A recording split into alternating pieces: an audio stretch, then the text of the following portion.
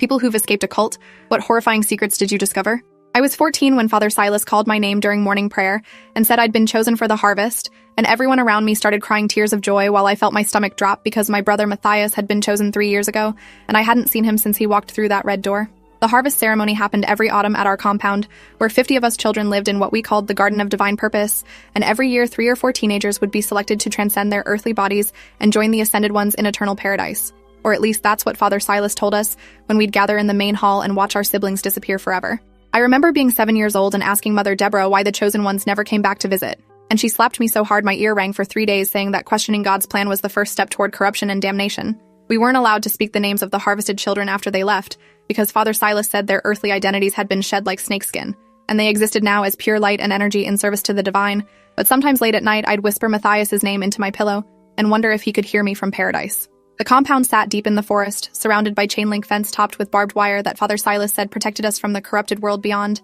but I'd always wondered why paradise needed fences and locks, and why the gates only opened outward, never inward, and why none of the adults ever seemed to leave even for supplies. 3 other children were chosen with me that year, and I remember their faces going pale when Father Silas called their names during the selection ceremony, because everyone knew being chosen was supposed to be an honor, but none of us looked honored. We looked terrified. Naomi was 15 and had the most beautiful singing voice, and she'd led our evening hymns since she was 10 years old, and when Father Silas placed his hand on her head to bless her, I saw her flinch like she'd been struck. Thomas was 16 and could recite every verse of the sacred texts from memory, and he'd always been Father Silas's favorite during lessons. But now he stared at the red door with this expression like he was looking at his own grave. Little Iris was only 12 years old, and that scared me most because the harvest usually took teenagers. But Father Silas said she had an old soul ready to transcend, and when her name was called, she started crying so hard that Mother Deborah had to carry her out of the hall. We were taken immediately after the ceremony to the purification chambers beneath the main building, and I'd never been down there before because only the chosen ones entered those rooms, and I remember the smell hitting me first, something chemical and metallic that made my eyes water and my throat close up.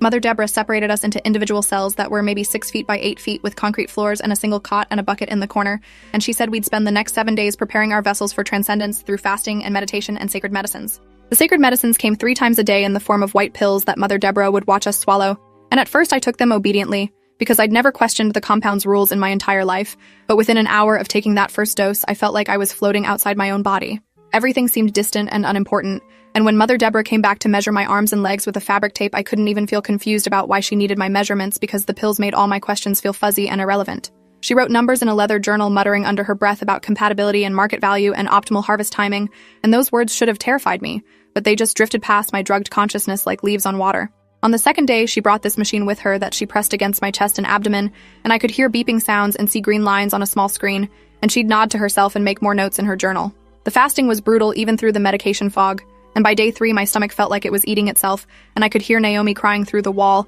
and Thomas shouting something I couldn't make out, and Iris screaming for her mother who died when she was 6. Mother Deborah would come check on us every few hours and give us sips of water and more pills, and she'd stroke my hair like I was a pet being groomed for show, and tell me I was so lucky to have been chosen for this sacred purpose. On day 4, something in me snapped awake through the medication haze, and I started pretending to swallow the pills, but actually holding them under my tongue until Mother Deborah left, and then spitting them into cracks in the concrete floor. The fog started lifting gradually, and with clarity came absolute terror, because I could finally process what Mother Deborah had been saying about compatibility, and harvest timing, and market value, and those weren't words you used for sending someone to paradise. I pressed my ear against the wall trying to hear what was happening in the other chambers, and through the concrete I could hear Naomi praying in this desperate whisper, asking God why he wanted her to die so young, and that word die echoed in my skull because we weren't supposed to die, we were supposed to transcend. Thomas was silent in his cell, which scared me more than screaming would have, and sometimes I'd hear footsteps in the corridor outside, and voices discussing lab results and tissue typing and surgical schedules. On day 5, Mother Deborah brought me actual food for the first time, a piece of bread with butter on it, and she watched me eat it with this expression that looked almost like grief, though she tried to hide it, and when I asked her why she was being nice, she said I needed my strength for the journey ahead. Her hand shook when she gave me the evening pills, and I pretended to swallow them while watching her face, and I saw something there that looked like guilt, or maybe regret, but then she blinked, and her expression went cold and professional again. Day 6 was when I heard the screaming coming from somewhere deeper in the facility, screams that sounded nothing like transcendence or paradise, but exactly like someone being hurt very badly, and I banged on my door until my fists bled, but no one came. The screaming went on for what felt like hours, and then stopped abruptly in a way that made my blood run cold, and later that evening Mother Deborah came to my cell with red stains on her white sleeves that she tried to hide by folding her arms. She looked exhausted, And when I asked her what had happened, she said one of the previous harvest children had experienced complications during a secondary procedure, but that I shouldn't worry because I was young and healthy and my success rate was projected at 73%. Success rate for what I asked, but she just gave me more pills that I pretended to swallow and told me to rest because tomorrow was preparation day and I'd need to be strong. That night, I couldn't sleep because my mind was finally clear enough to understand that something was fundamentally wrong with everything I'd been taught my entire life.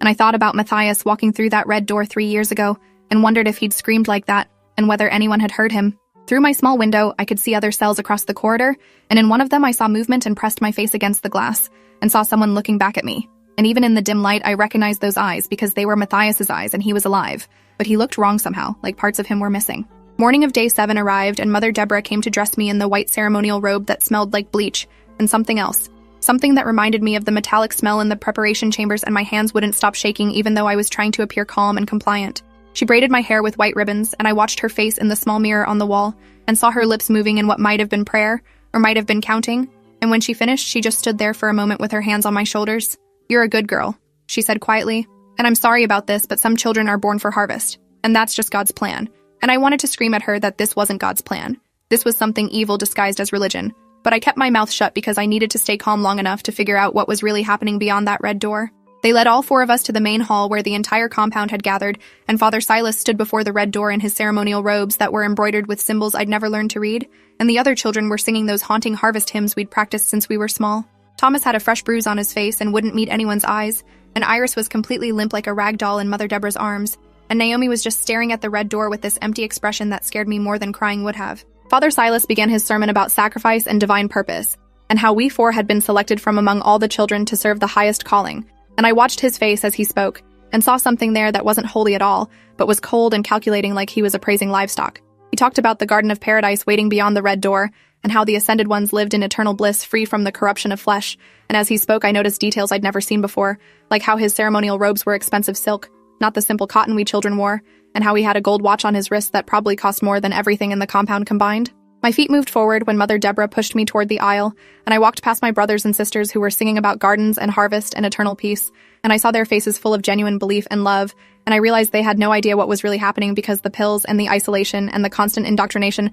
had made them blind to the truth. As I got closer to the red door, I saw something that made my blood freeze. There were scratches around the door handle, deep gouges in the wood like someone had clawed at it desperately trying to get out, and there were dark stains on the threshold that looked suspiciously like old blood that had been scrubbed but not completely removed. Father Silas opened the red door, and the smell that hit me was nothing like incense and flowers, but instead pure chemical antiseptic, mixed with something rotten and wrong. And I saw Thomas gag beside me, and Naomi actually stopped walking completely, until Mother Deborah shoved her forward hard enough that she stumbled. He gestured for us to enter and whispered blessings that sounded more like threats, and as I crossed the threshold, he leaned close and said my sacrifice would fund the compound's mission for another year, and that word sacrifice echoed in my head with its true meaning, not spiritual sacrifice, but physical permanent sacrifice. The door slammed behind us with a heavy metallic click, and instead of the stairway to paradise, I'd imagined we were standing at the top of concrete stairs leading down into fluorescent lit darkness, and the chemical smell was so strong it burned my nose and throat. Thomas turned to look back at the door, and I saw his face go white because there was no handle on this side, just smooth metal, and Naomi started crying in these quiet, hiccuping sobs that she tried to muffle,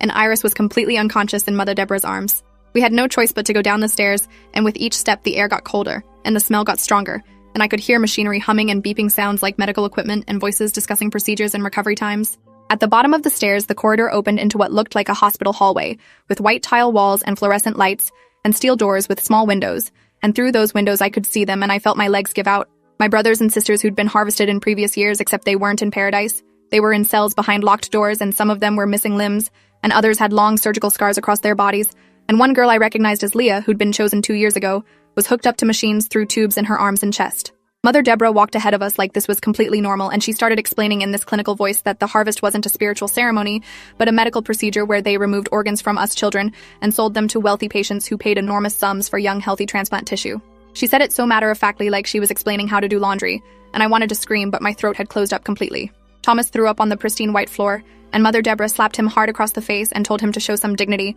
and remember this was a holy calling that would save the lives of true believers, even if technically speaking it also made Father Silas extremely wealthy in the process. She led us past cell after cell, and I saw children I'd grown up with, children I'd shared meals and chores and prayers with, and they were all alive but wrong, diminished, missing pieces of themselves, both literally and figuratively. In the third cell on the left I saw him, and the scream that came out of me didn't even sound human because Matthias was there behind that locked door, and he was missing his left arm completely, and had a massive scar down his chest, And when he saw me, his eyes went wide with horror, and he started throwing himself against the door, screaming my name and screaming, "Run," and screaming, "They'll take everything until there's nothing left." Mother Deborah pulled me away from his cell and said he'd been an excellent donor, very compatible tissue type, and they'd harvested 1 kidney and partial liver and 1 lung, and his left arm had developed an infection after a bone marrow extraction, so they'd had to amputate, and he was scheduled for his final harvest next month, where they'd take whatever was left and then dispose of the remains. She said this like she was reading from a shopping list while my brother screamed, and I could see other children in their cells reacting to his screams, starting to shout and bang on their doors, and the whole facility erupted into chaos.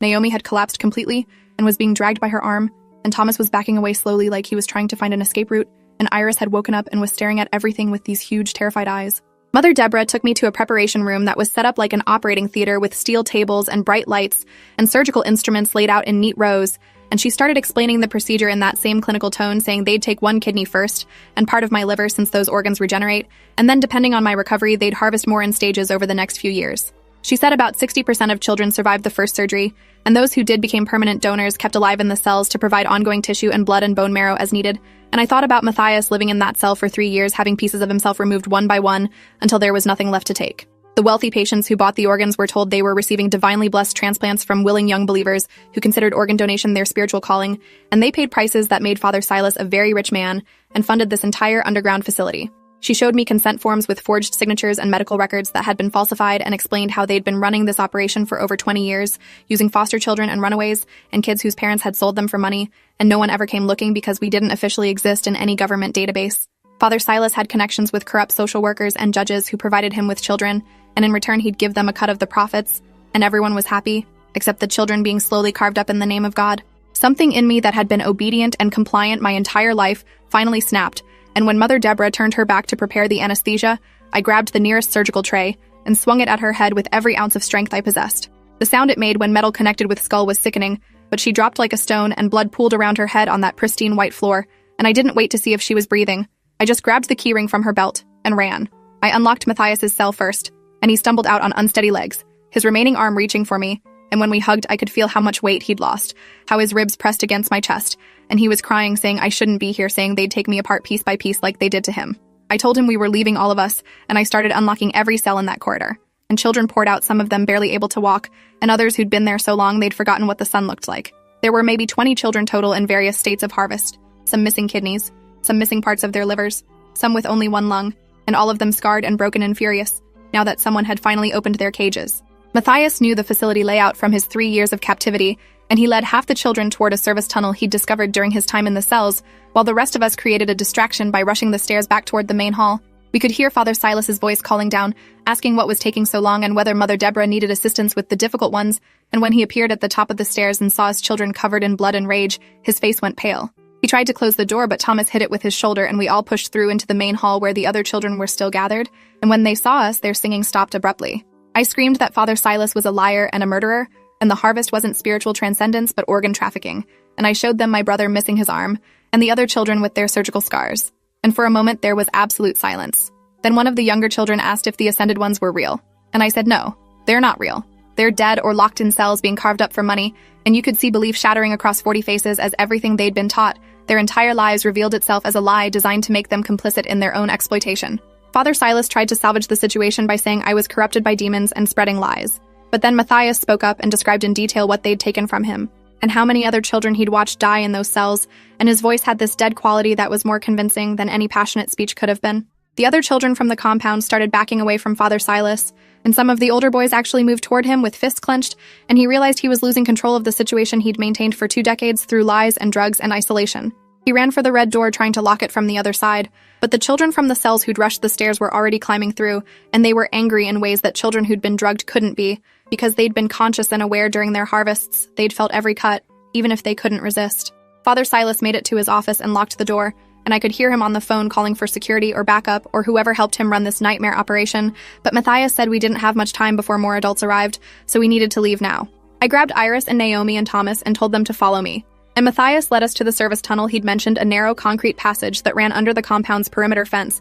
and connected to an old drainage system. Some of the children from the cells were too weak to run, and some were still in shock, but about 15 of us made it into the tunnel before we heard shouting and footsteps behind us. We crawled through darkness for what felt like hours, my hands bleeding from rough concrete and Iris whimpering on my back. and behind us I could hear Father Silas's voice echoing through the tunnel system shouting that we couldn't survive in the corrupted world, that we'd be lost without his guidance. But I'd rather be lost and free than found and harvested. So I kept crawling until finally we emerged through a rusted drainage grate into the forest beyond the compound walls, and I saw the sky for the first time in 7 days, and it was the most beautiful thing I'd ever witnessed, even though we were all bleeding and terrified and had no idea what to do next. We ran through the forest in our white ceremonial robes that got torn and muddy, and some of the younger children kept falling, but we'd pick them up and keep going because stopping meant death, and none of us were ready to die, not after we'd fought so hard to escape. We walked for 2 days following a creek because water had to lead somewhere, and we ate berries and drank from the stream. And at night, we huddled together for warmth, and some children cried, and others just stared into the darkness with empty eyes. Matthias was getting weaker, and I knew his body was struggling without the medications they'd been giving him to prevent organ rejection of the partial transplants he'd received from other donors, and I prayed to a God I no longer believed in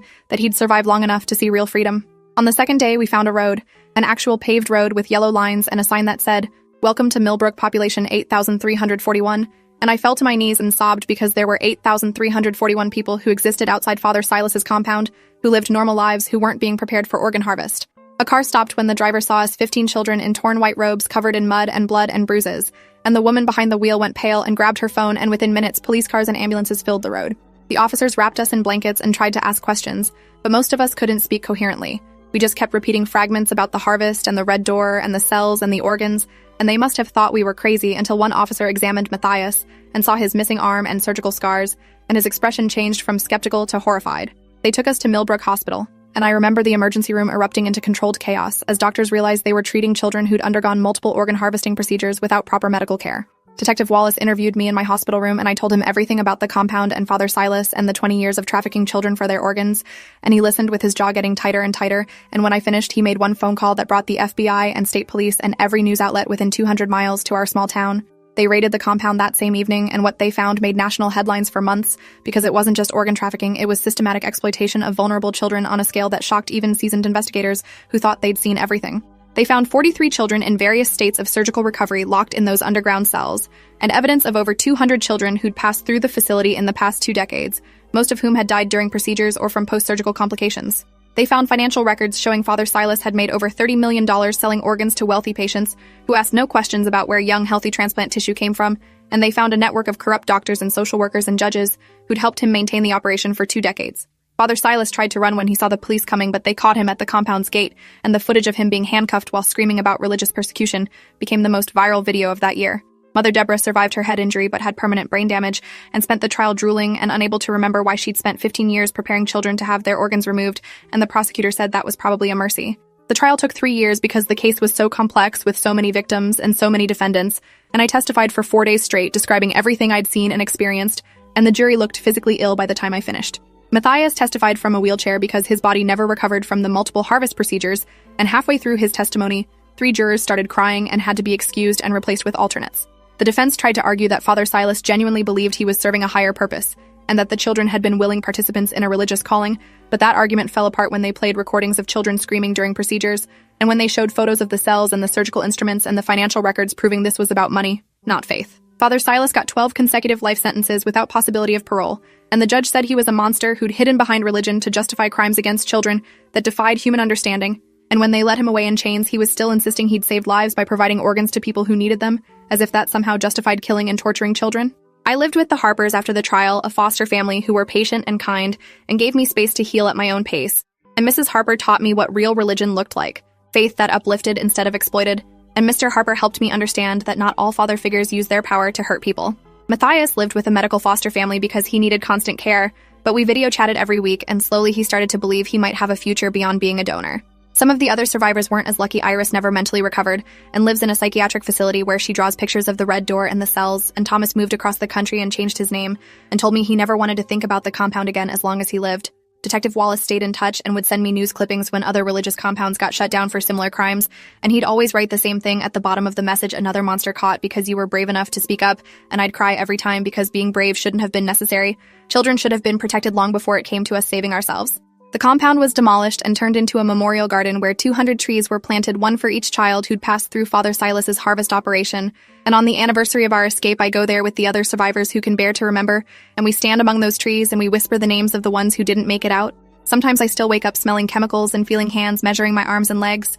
and I have to remind myself that I'm 32 years old now, living in my own apartment with a job and friends, and a life that Father Silas tried to steal from me, but didn't succeed. The scars on my arms from where Mother Deborah marked me for harvest have faded, but they're still visible if you know where to look, and sometimes strangers ask about them, and I tell them the truth because silence is what allows monsters like Father Silas to operate for 20 years without being caught. We weren't sent to paradise, we were being prepared for slaughter, and the only transcendence that happened was when we transcended our fear long enough to run toward freedom instead of accepting the lies we'd been fed our entire lives, and that's the real miracle. Not divine intervention, but human courage in the face of absolute horror. Thanks for hanging out till the end. If you want more stories, make sure to subscribe and leave your take below.